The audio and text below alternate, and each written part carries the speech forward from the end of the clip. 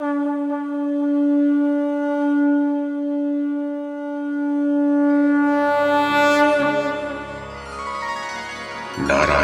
नमस्कृत्य नरं चैव नरोत्तमं देवीं सरस्वतीं व्यासं ततो जयमुदीरयेत्।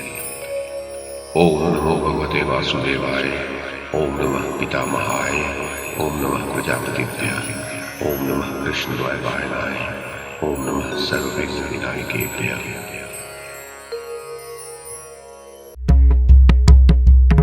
नमस्कार।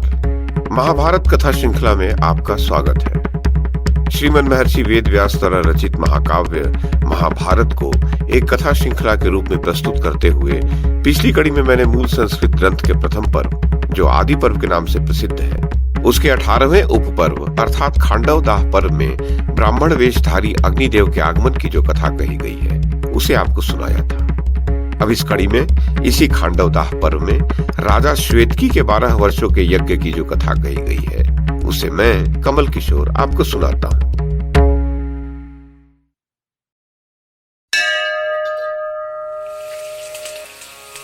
जन्मेजय ने पूछा, ब्राह्मण, देवराज इंद्र के द्वारा सुरक्षित और अनेक प्रकार के जीव जंतुओं से भरे हुए खांडव वन को भगवान अग्निदेव किस कारण से जलाना चाहते थे?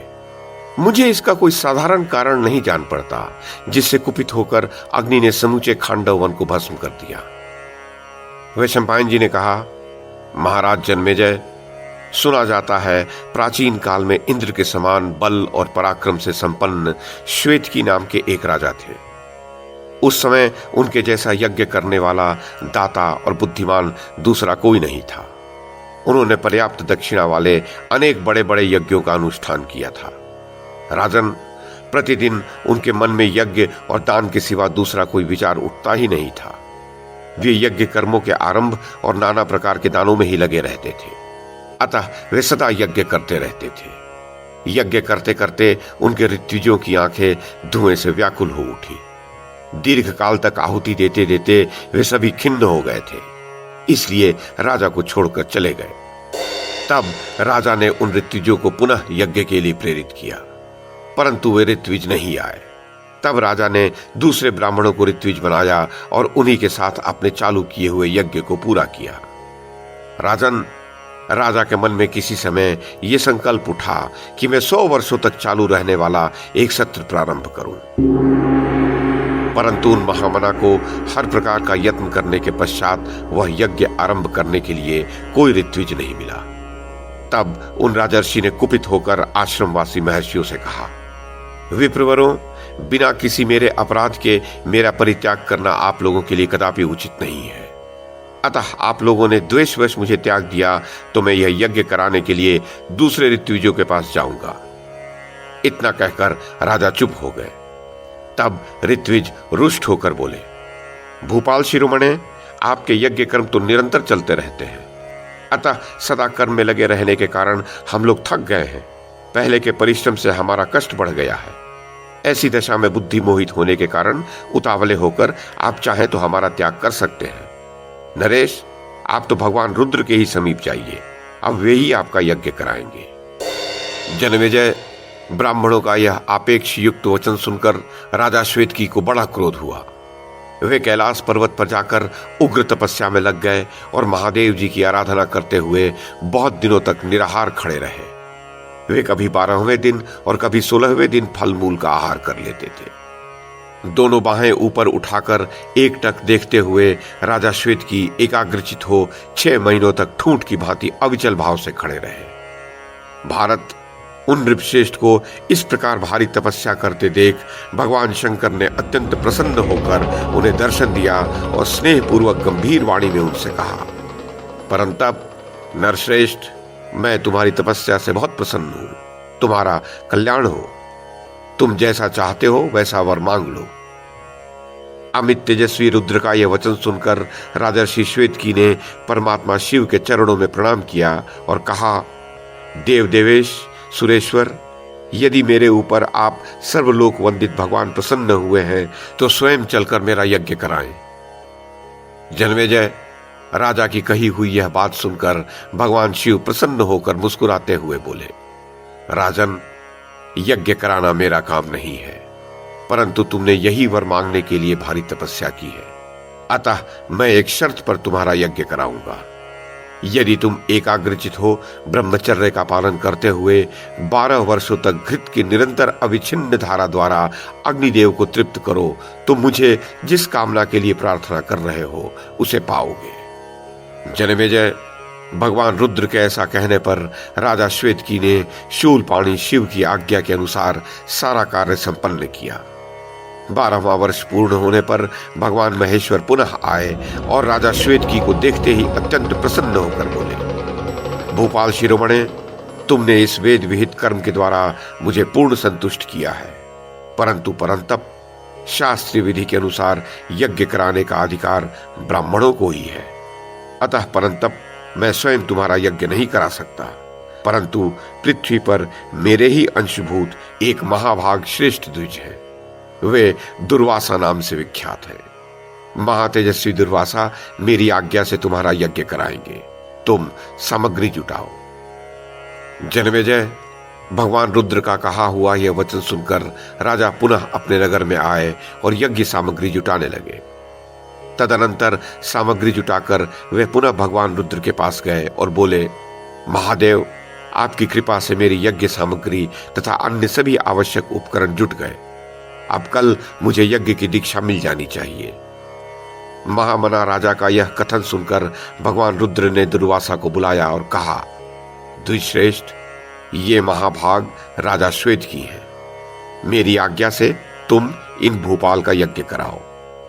ये सुनकर महर्षि ने बहुत अच्छा कहकर उनकी आज्ञा स्वीकार कर ली।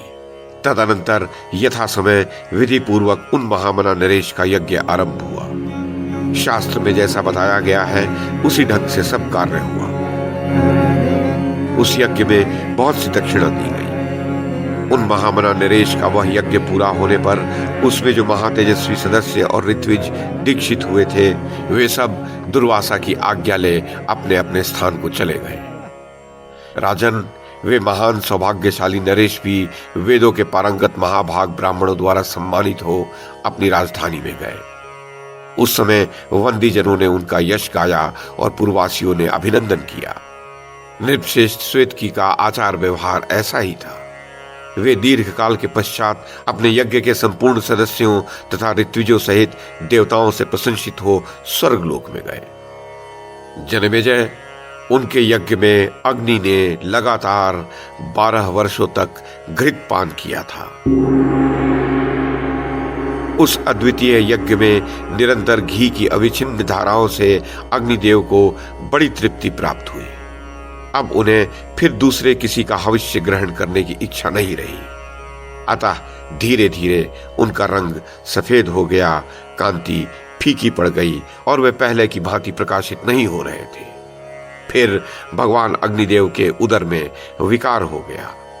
वे तेज से हीन हो ग्लानि को प्राप्त होने लगे। अब अपने को तेज से हीन देख अग्निदेव ब्रह्मा जी के पास गए और बोले, भगवान, राजा श्वेतकी ने अपने यज्ञ में मुझे परम संतुष्ट कर दिया, परंतु मेरी अत्यंत अरुचि हो गई है जिसे मैं किसी प्रकार दूर नहीं कर पाता। जगतपते, उस अरुचि के कारण मैं तेज और बल से हीन होता जा रहा हूं। अतः मैं चाहता हूं कि आपकी कृपा से मैं स्वस्थ हो जाऊं, मेरी स्वाभाविक स्थिति सुदृढ़ बनी रहे। जनमेजय, अग्निदेव की यह बात सुनकर भगवान ब्रह्मा जी अग्नि से हंसते हुए बोले, महाभाग, तुमने 12 वर्षों तक वसुधारा की आहुति के रूप में प्राप्त हुई घृत धारा का उपयोग किया है। तेज से हीन होने के कारण तुम्हें सहसा अपने मन में ग्लानि नहीं आने देनी चाहिए। वहने तुम फिर पूर्ववत स्वस्थ हो जाओगे। मैं समय पाकर तुम्हारी अरुचि नष्ट कर दूंगा। पूर्व काल में देवताओं के आदेश से तुमने दैत्यों के जिस अत्यंत घोर निवास स्थान खांडव वन को जलाया था, वहां इस समय सब प्रकार के जीव जंतु आकर निवास कर रहे हैं। विभावसो, उन्हीं के मेद से तृप्त होकर तुम स्वस्थ हो सकोगे। उस वन को जलाने के लिए तुम शीघ्र ही जाओ, तभी इस ग्लानि से छुटकारा पा सकोगे। जनमेजय, परमेष्ठी ब्रह्मा जी के मुख से निकली हुई यह बात सुनकर अग्निदेव बड़े वेग से वहां दौड़े गए। खांडव वन में पहुंचकर उत्तम बल का आश्रय ले वायु का सहारा पाकर कुपित अग्निदेव सहसा प्रज्वलित हो उठे। खांडव वन को जलते देख वहां रहने वाले प्राणियों ने उस अग्नि को बुझाने के लिए बड़ा यत्न किया। सहस्त्रों की संख्या में हाथी अपनी सूंडों में जल लेकर शीघ्रता पूर्वक दौड़े आते और क्रोध पूर्वक उतावली के साथ अग्नि पर उस जल को उड़ेलते।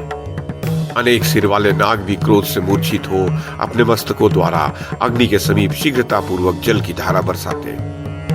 भरतश्रेष्ठ, इसी प्रकार दूसरे दूसरे जीवों ने भी तथा उद्यमों के द्वारा शीघ्रता पूर्वक उस अग्नि को बुझा दिया।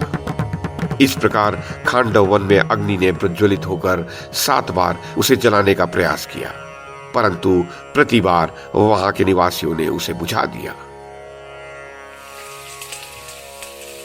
वैशंपायन जी कहते हैं, जनमेजय, अपनी असफलता से अग्निदेव को बड़ी निराशा हुई। वे सदा ग्लानि में डूबे रहने लगे और कुपित हो पितामह ब्रह्मा जी के पास पुनः गए। वहां उन्होंने ब्रह्मा जी से सब बातें कह सुनाई। तब भगवान ब्रह्मा जी 2 घड़ी तक विचार करके उनसे बोले, अनग, तुम जिस प्रकार खांडव वन को जलाओगे वह उपाय तो मुझे सूझ गया है, किंतु उसके लिए तुम्हें कुछ समय तक प्रतीक्षा करनी पड़ेगी। अनल, इसके पश्चात ही तुम खांडव वन को जला सकोगे। हव्य वाहन, उस समय नर और नारायण तुम्हारे सहायक होंगे। उन दोनों के साथ ही तुम उस वन को जला सकोगे। तब अग्नि ने ब्रह्मा जी से एवं अस्तु कहा। तदनंतर दीर्घ काल के पश्चात नर नारायण ऋषियों के अवतीर्ण होने की बात जानकर अग्निदेव को ब्रह्मा जी की बात का स्मरण हुआ। राजन, तब वे पुनः ब्रह्मा जी के पास गए। ब्रह्मा जी ने कहा, अनल, अब जिस प्रकार तुम इंद्र के देखते देखते खांडव वन जला सकोगे वह उपाय सुनो।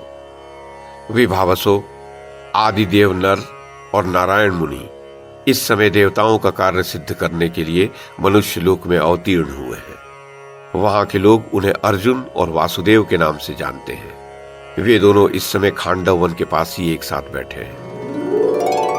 उन दोनों से तुम खांडव वन जलाने के कार्य में सहायता करने की याचना करो। तब तुम इंद्र आदि देवताओं से रक्षित होने पर भी उस वन को जला सकोगे। वे दोनों वीर एक साथ होने पर यत्न पूर्वक वन के सारे जीवों को भी रोकेंगे और देवराज इंद्र का भी सामना करेंगे। इसमें मुझे कोई संशय नहीं है। जनमेजय, ब्रह्मा जी ने अग्निदेव को ऐसा कहा।